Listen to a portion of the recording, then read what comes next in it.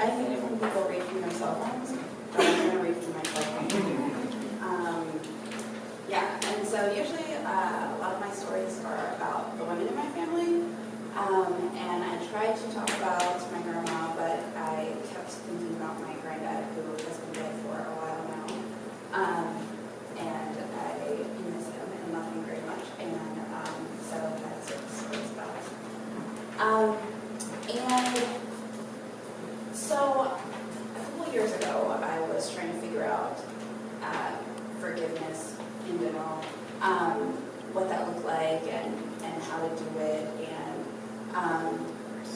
things. And I realized that I was having so much trouble with this because it's kind of a family tradition that we carry around, like little grudges and chips on our shoulders. And so I'm going to intersperse my reading with talking. But what I realized is that my father's family isn't like the forgiving type. They're very long-suffering, yes, but forgiving, not so much.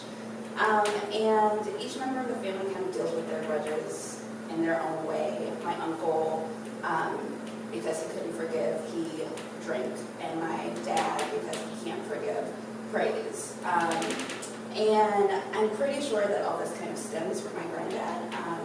Their dad, Emmanuel, who is a lovely person, but can hold a grudge for like decades and decades. And I kind of picked this up because before he died, a couple years before he died, I decided I wanted to be like a family historian for like a summer. And I was like, never mind. But during that summer, I was very limited, and I wanted to like collect some of my granddad's stories. So I went to all my uncles and my aunt, and I was like, okay, what should I ask my granddad about? Like, what should I be like trying to find? And nobody gave me any good answers. They were all just like, don't let him talk about the rich folks. Like, do not let him talk about the rich folks. And I was like, what is a rich foe? Like, what are these things? I think they were worried about his heart because he had already had a heart attack. And these were apparently some people that my grandfather hated a lot. So when I sat down, I went over to his house, we sat down at the kitchen table, and I was like, Granddad, I want to hear stories about your life. What do you want to tell me? And he was like, well, it all started with the rich folks.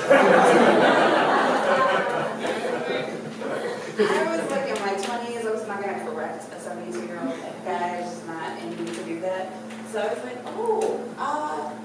okay, what do you think I should know about these people that I have apparently are important I've never heard of? So he started telling me this story. They're his cousins. They were his cousins. He grew up in South Carolina, and apparently his dad and their dad had some land, and he was convinced that their dad had poisoned his dad and killed him so that they could have sole property of this land. And so his childhood was, he lived down the street from these people. They were his cousins and family, but he started telling me story after story after story about how awful these people were to him during his childhood. One story that stuck with me in particular was my great-grandma, his mom, had 7 kids, so she's a widow, she has 7 kids, and she's making all of these Easter clothes, and she's like tracing patterns out on butcher paper and cutting out material and piecing them all together to make sure her kids look good on Easter Sunday. And so when he steps out of the house on Easter Sunday, he's feeling all spiffy in his suit, and one of his cousins is out on the road and just starts laughing, and he's like, look at that funny old suit. And he like rolls in the ground. Like, who laughs like that? But like he's rolling in the ground laughing and got dust all over his suit. So his mom comes and takes him back home and gets him into another store-bought suit. And like that, like totally messed with my granddad. Like it's decades later, and like he still remembers this kid having 2 store-bought suits that his mom can take him in the house and get him changed when his mom's sewing by candlelight. And so, like, as he's telling me this story, like, I saw him kind of change into this person, because I had heard stories about my granddad. Like, I had never seen it, but apparently he was, like, a pretty scary guy when my parents and, when my dad and his siblings were coming up. He kind of was often in fights and just no nonsense, no fun, angry man. And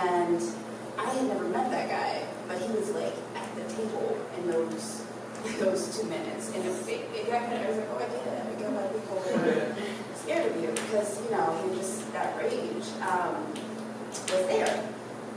And so I was like, how do I get him to not have a heart attack? Well, Granddad, like, how did you like get from there to here? Like, what changed for you? And so he started talking about how he met my grandma, who was the prettiest girl in town, was the prettiest girl in town.